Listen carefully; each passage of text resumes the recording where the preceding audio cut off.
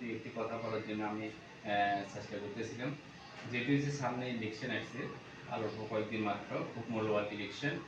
এই ইলেকশন আগে অনেকে দেখেছেন, 17 বছর দীর্ঘ 17 বছর আমরা কোনো ভোট দিতে পারি নাই স্বৈরাচার সরকারের কারণে। তো যাক, আমাদের গণ অধিকার আমরা পেয়ে নিয়েছি জনগণ সহকারে, ছাত্র জুলাই আন্দোলন সহকারে।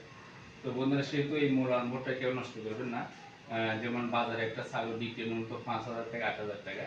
তো 500 টাকার বিনিময়ে কেউ ভোটটা নষ্ট করবেন না, মানে নিজেকে ছাগলের মতো তুলনা করবেন না। যেহেতু একটা ছাগলের মূল্য 8 থেকে 5,000 টাকা, তা আপনি মাত্র 500 টাকার বিনিময়ে যদি ভোট বেচা দেন, তাহলে মনে হচ্ছে আপনি ছাগলের চেয়ে নিচু, তাহলে আপনি ছাগল আপনার চেয়ে উপরে। তো সেহেতু আমি একটা কথা বলছি, কেউ মাইন্ডে নিবেন না, খুব মূল্যবান কথা। 500 টাকার বিনিময়ে ভোটটা বিক্রি করে ছাগল হচ্ছে নিশ্চিত হবেন না। ছাগলের একটা দাম বাজারে 5,000 থেকে 8,000 টাকা। তো দেখে শুনে যার মনে যেখানে ভালো সেখানে ভোটটা দিবেন। কিছু আমার একটা কথা বলছি, কেউ মাইন্ডে নিবেন না। 500 টাকার বিনিময়ে বিক্রি হয়ে ছাগল হচ্ছে নিশ্চিত হবেন না। থ্যাংক ইউ, আসসালামু আলাইকুম, ধন্যবাদ।